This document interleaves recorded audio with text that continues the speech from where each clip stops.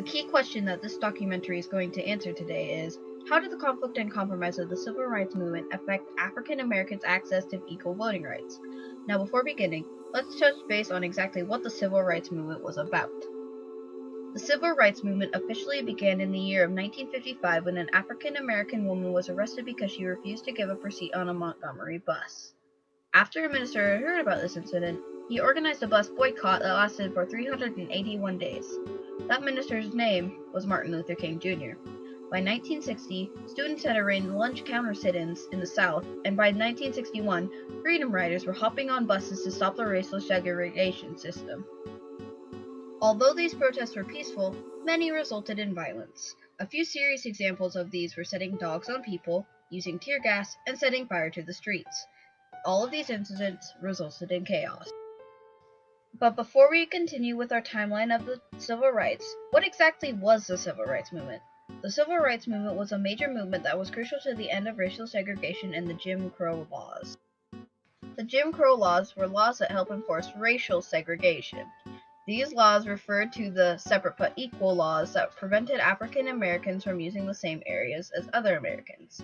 The Jim Crow laws were named due to their origins. The term Jim Crow is a very derogatory term for an African American, but due to the lack of respect for this race at this time, these laws were named by who they were referring to. By August 8, 1963, Martin Luther King Jr. had given his infamous "I Have a Dream" speech, and by the time peaceful protests had died out, racial segregation finally ended in 1964.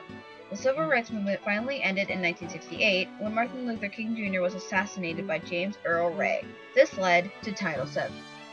Title VII meant that no one could be discriminated based on their race, color, national origin, religious beliefs, or their gender. This was a major breakthrough in all campaigns, including the suffragist movement, which was the right for women to vote as well as equality for women. This helped to end a lot of racial segregation, but there were still a lot of mixed feelings about this. Some of them including the acting up of the KKK, the Ku Klux Klan, which was all about discrimination and inequality. These people took the situation into their own hands and started going out of their way to find African Americans that were marching and defying where they belonged. In a source that we found when researching the story, a man told of how he was chased and shot at, resulting in the death of his wife.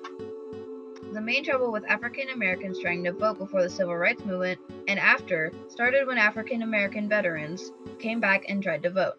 Many of the veterans were frustrated because they had served their country in a very honorable way, as well as lost a lot of blood to their country, but still were not allowed to vote.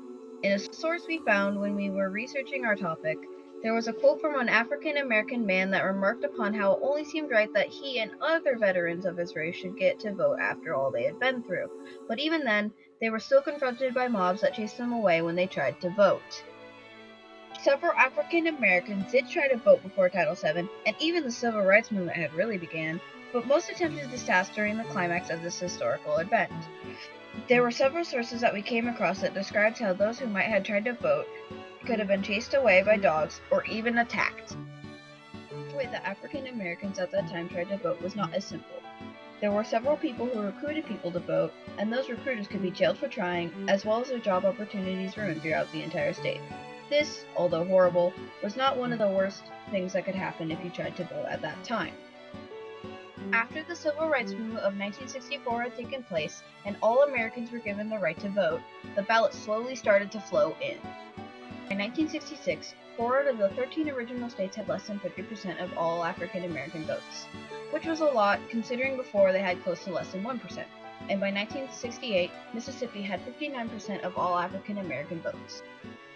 Due to the civil rights movement as well as Title VII, all Americans finally had the same rights to vote, and racial discrimination was over.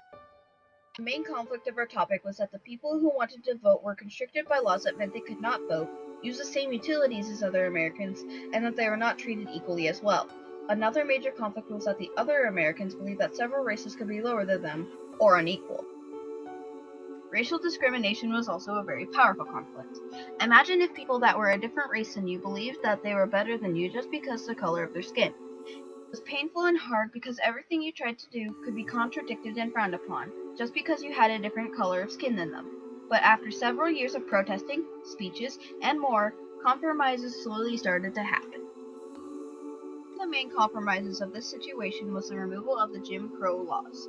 This meant that everyone could use the same restaurants, bathrooms, fountains, and more. Another major compromise was the creation of Title VII. This, again, was a law that prohibited anyone from discriminating against you for your race, color, gender, or religious belief. Though these conflicts and compromises were some of the biggest, there were several other smaller conflicts and compromises that helped lead to these major events. One minor conflict was that the states had come up with a way to stop voting. This was called poll taxing. This meant that even though it had been passed by the Congress, the states could tax you on your property. This meant that even though it was technically legal, you could still not vote if you did not want to pay. Although this was a minor conflict, it turned into a major compromise when the 24th Amendment took place. This made it illegal to poll tax. Due to this, every man could vote. Seems like everyone got to vote after that. That was definitely not the case. African Americans and other races of women did not get to vote until the 1920s, which, again, they had to deal with poll taxes. And again, after the 24th Amendment had taken place, it meant that poll taxes were no longer legal. The chronological order of these important events are as follows.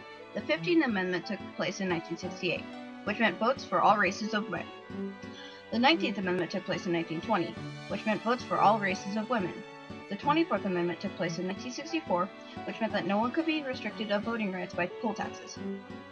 All major conflicts, but they also were one of the most important compromises as well. One of the major compromises that we have not gone into much detail about was the Civil Rights Act of 1964. This was a major campaign started by President John Kennedy before his untimely assassination. It was then picked back up by his successor, President Lyndon B. Johnson. The final case that turned into Title VII was passed in favor at 73-27, in which President Johnson signed on July 2, 1964. One very important person that was present at the signing of the act was Martin Luther King Jr.